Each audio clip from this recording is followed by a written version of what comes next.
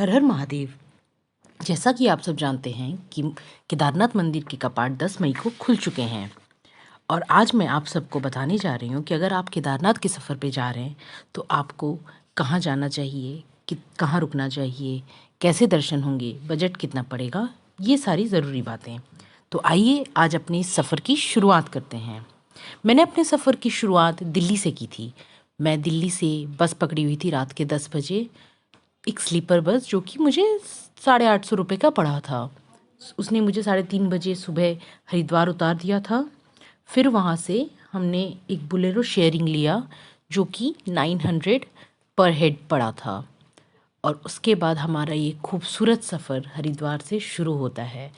हरिद्वार से हम देवप्रयाग, रुद्रप्रयाग, धारी देवी होते हुए सोनप्रयाग पहुँचे, जो कि हमारी सफ़र सुबह 6 बजे शुरू हुई थी।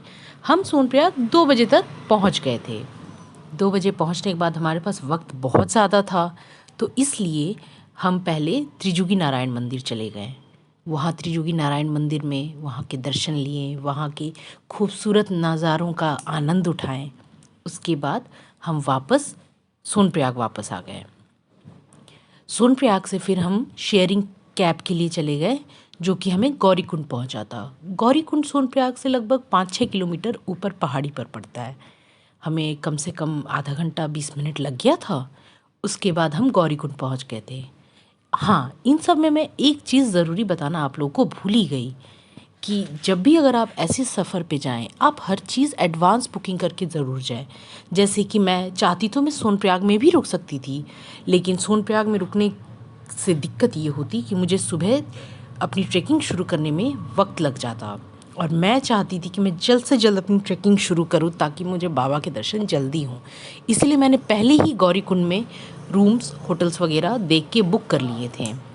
वहाँ पे एक होटल है रुद्राक्ष होटल। मैं उसका नंबर आप लोगों को दे दूँगी।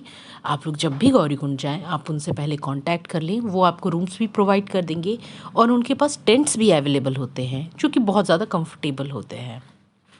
फिर हमने वहाँ पे अगले दिन सुबह 5 बजे मैंने अपनी ट्रैकिंग स्टार्ट की। सुबह 5 बजे ट्रैकिंग स्टार्ट करते हुए लगातार चलते हुए मैं लगभग 2 बजे तक केदारनाथ पहुँच गई। उन रास्तों से गुज़रते हुए इतने खूबसूरत दृश्य देखने को मिले मुझे कि मैं आपको क्या ही बताऊं। मैंने चाहा था कि मैं जब बाबा के दर्शन करने जाऊं तो वहाँ पे बर्फ़बारी ज़रूर हो, एंड भोलेनाथ मेरी इस बात को सुन चुके थे। मैं जब ऊंचाई पे जैसे ही मैंने रामबाड़ा पार किया और 2-3 किलोमीटर ऊपर चढ़ी और तो वहाँ पे स्नोफॉल भी शुरू हो गया।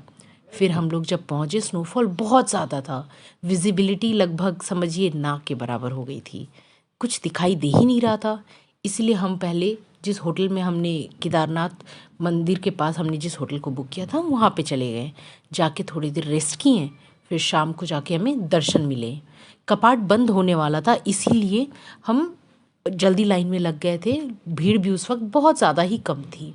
दर्शन उस वक्त हमें गर्भगृह में जाने नहीं दिया गया था। अगली सुबह फिर हम जल्दी उठे और लाइन में लग गए, तो सुबह हमें गर्भगृह में बहुत ही खूबसूरत दर्शन मिला। इतना खूबसूरत कि क्या ही बताऊं। लगभग मैंने गर्भगृह में 5 से 10 मिनट बिताए थे और बाबा को स्पर्श की, उन पे जल चढ़ाई, उन पे अपने माथे को लगा के जो सुकून मिला, वो सुकून शायद ही कहीं दुनिया में होगा। वो दर्शन करने के बाद हम पीछे आदि गुरु शंकराचार्य की समाधि के पास गए, उनका आशीर्वाद लिए, पीछे भीमशिला के दर्शन किए और उसके बाद हम भैरव बाबा के पास गए। कहा जाता है कि अगर आप केदारनाथ जा रहे हैं और अगर आप भैरव बाबा के दर्शन ना करें तो केदारनाथ का दर्शन अधूरा माना जाता है। फिर हम लोगों ने सुबह 9 बजे अपने सफ़र को शुरू किया नीचे उतरने का, केदारनाथ से गौरीकुंड का सफ़र शुरू किए और हम जबकि चढ़ने में हमें लगभग 8 घंटे लग गए थे। 8 से 9 घंटे, उतरने में उतने ही कम वक्त। हम लोग लगभग 5-5.5 घंटे में 2:30 बजे तक हम नीचे गौरीकुंड पहुंच चुके थे और उसके बाद हम लोग सीधा वहाँ से सोनप्रयाग चले गए। सोनप्रयाग से गाड़ी लेके वापस हरिद्वार आ गए। इन सारी ज़रूरी चीज़ों में मैं आप सबको एक चीज़ ज़रूर बताना चाहती हूँ कि अगर आपको कोई ये कहे कि आप सोनप्रयाग में रुक जाइए तो आप वो गलती मत करिएगा, क्योंकि सोनप्रयाग में अगर आपने रुकने की कोशिश की तो आप गौरीकुंड तक नहीं जल्दी पहुंच पाएंगे। सुबह में भीड़ हो सकती है, आप ट्रैकिंग लेट से शुरू करेंगे, आपको ट्रैकिंग करने में वक्त भी लगेगा। कुछ लोग जल्दी पहुंच जाते हैं 8 घंटे, और कुछ लोगों ने तो 20-20, 24-24 घंटे भी लगा दिए हैं। तो ये आपके ऊपर निर्भर करता है। दूसरी चीज़, जब भी आप ट्रैकिंग करें कोशिश करें कम से कम और हल्के से हल्का सामान लेके जाएं, ज़रूरी चीज़ें लेके जाएं। ज़्यादा बैगेजेस लेके जाना आपके लिए मुसीबतें खड़ा कर सकता है। गौरीकुंड में बहुत सारे लॉकर रूम्स हैं जो आपको एक दिन के हिसाब से 100 रुपये के रेट पे मिल जाएगा। आप अपने बैगेजेस वहाँ रख सकते हैं, वो टोटली सेफ़ है। उसके बाद त्रिजुगी नारायण मंदिर, जब आप सोनप्रयाग पहुँचे तो आप त्रिजुगी नारायण मंदिर जाना बिल्कुल ना भूलें। ये बहुत ज़रूरी है। बोला जाता है कि इस जगह पे पार्वती जी और शिव जी का विवाह हुआ था। और सबसे ख़ास, जब आप ऐसी जगह पे जा रहे हैं ना, तो आप सारे दुख तकलीफ़ को छोड़ करके सिर्फ वहाँ के पॉजिटिव वाइब्स को अपने अंदर लेने की कोशिश करिएगा। सारे कनेक्शंस को कुछ वक्त के लिए, इन सोशल मीडियाज़ के कनेक्शंस को तोड़ के उस खूबसूरत नज़ारों का मज़ा ज़रूर लीजिएगा।